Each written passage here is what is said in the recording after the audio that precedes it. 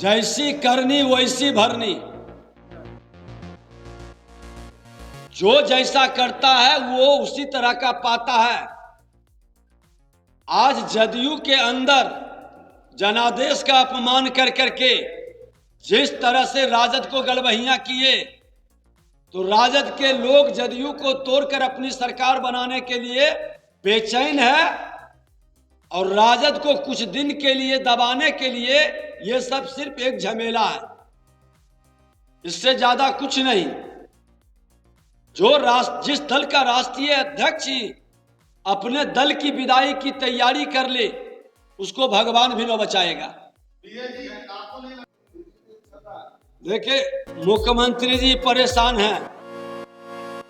आज हमने खुल करके उनको बोला था कि मुख्यमंत्री जी, आपका जो महत्वाकांक्षा को जगाया, प्रधानमंत्री बनने का सपना दिखाया, वो व्यक्ति आपका नाम का प्रस्ताव तक नहीं किया, और उसके आड़ में आपकी सत्ता को अस्थिर करके पूरी तरह से माफिया राज को स्थापित कर दिया है। हर विभाग के अंदर भ्रष्टाचार चरम पर है, खुल करके बहाली में, नियुक्ति में। अब आज फिर विधानसभा में देखिए कि 204 के कितना पद का फिर नियुक्ति का निकाला है। लग रहा है कि गाड़ी छूट न जाए, जैसे तैसे जल्दी से बहाली करके कमाई करके लूट लें। ये भूल गए हैं कि सत्ता परिवर्तन के बाद ये तमाम जो आउटसोर्सिंग के माध्यम से बहाली हो रही है, उसकी समीक्षा होगी और जरूरत पड़ेगा तो उसको रद्द कर दिया जाएगा।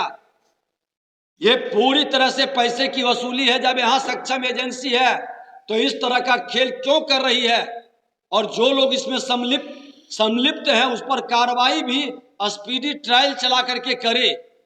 ये बिहार को अराजकता का शिकार नहीं बनने देंगे, और सड़क से सदन तक इसको लेकर के अपनी बात को भी रखेंगे और आंदोलन भी होगा।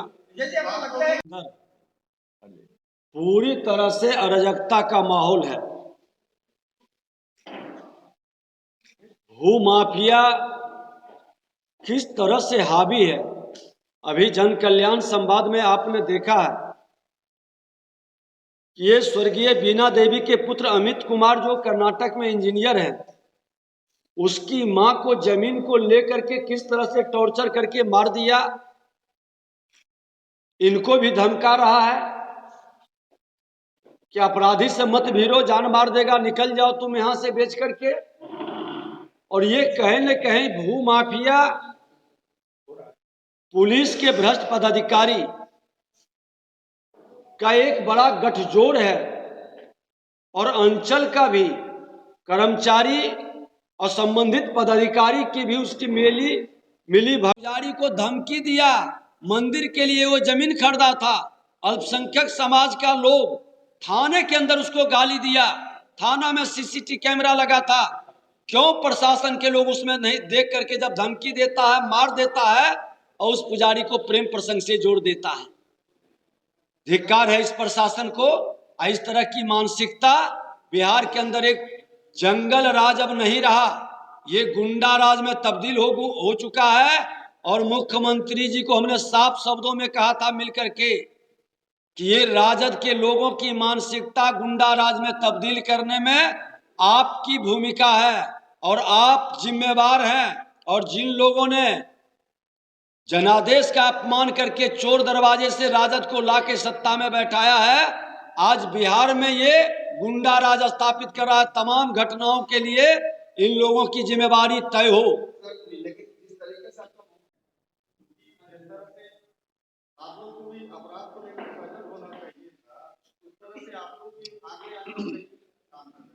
आपको मैं बता दूं कि विपक्ष आज एक सप्ताह के अंदर 5 दिन हम किसी न किसी जिले के अंदर दौरा पर हैं, धरना प्रदर्शन पर सम्मिलित हैं, लोगों की आवाज को उठा करके एसपी से लेके थाना तक लड़ रहे हैं। अब सच्चाई है कि प्रशासन के लोग, हस्तिनापुर के गुलाम, विपक्ष को जो मर्यादा के तहत, संवैधानिक अधिकार के तहत रिस्पॉन्स लेना चाहिए, नहीं ले पा रहा है। वह भूल गया है कि सत्ता बदलते रहती है, तो आपका कहना है कि विपक्ष कोई कमी नहीं रख रहा है। आज बता दें कि विपक्ष का लगभग 460-70 दिन हुआ होगा और 337 दिन किसी न किसी जिले के अंदर विपक्ष के नेता के नाते हम लोग आंसू पोंछने में लगे रहे हैं।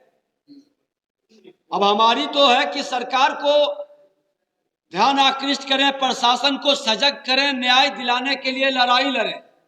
लेकिन जब ये सरकार ही निकम्मा, अकर्मण्य और प्रशासन ही हस्तिनापुर का गुलाम बन जाए तो उसकी तो अब जनता ही अपने जनादेश से इसकी समापन करने का काम करेगा।